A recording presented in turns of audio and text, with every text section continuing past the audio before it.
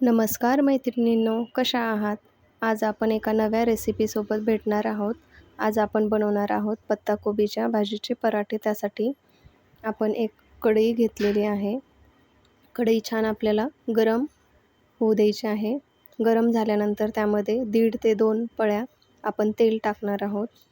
तेल गरम झाल्यानंतर त्यामध्ये थोडी मोहरी टाकणार आहोत आणि मी यामध्ये हिरवी मिरची, लसूण, अद्रक आणि कोथिंबीर याची पेस्ट बनवून घेतलेली आहे.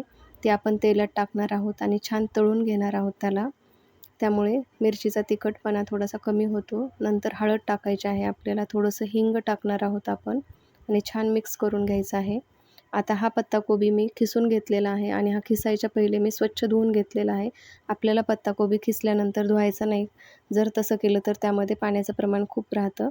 तर मी अगोदर धुवून नंतर खिसलेला आहे. आता तो आपण कढईमध्ये टाकणार आहोत.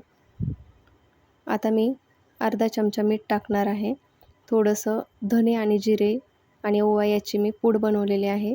ही पूड मी एकदाच बनवून ठेवते आणि त्यामध्ये थोडासा आपण गरम मसाला टाकणार आहोत. गरम मसाल्यामुळे पराठ्याची टेस्ट खूप छान लागते आणि छान मिक्स करून घेणार आहोत. आणि यामध्ये आपण आता लिंबू टाकणार आहोत. त्यामुळे पत्ताकोबीचा उग्रपणा निघून जातो. आणि थोडीशी कोथिंबीर टाकूया. 2 मिनिटासाठी याला आपण झाकून ठेवणार आहोत. 2 मिनिट झालेले आहेत. छान वाफ आलेली आहे आणि या भाजीमधलं पाणी आटेपर्यंत आपल्याला त्याला शिजवून घ्यायचं आहे. कारण जर पातळ भाजी राहिली तर पराठे फुटतात. त्यामुळे छान आपण पाणी आटेपर्यंत ही भाजी हलवणार आहोत. पाण्याचा अर्क पूर्ण कमी होईल. अशा प्रकारे आपली भाजी तयार झालेली आहे. आता आपण कणिक घेऊन त्यामध्ये भाजी टाकलेली आहे आणि त्याचा गोळा बनवून तो हाताने छान गोल केला आहे आणि तो कडेने पूर्ण दाबायचा आहे. त्यामुळे भाजी पूर्ण कडेपर्यंत जाते. आता छान पराठा दोन्ही साईडने आपल्याला लाटायचा आहे.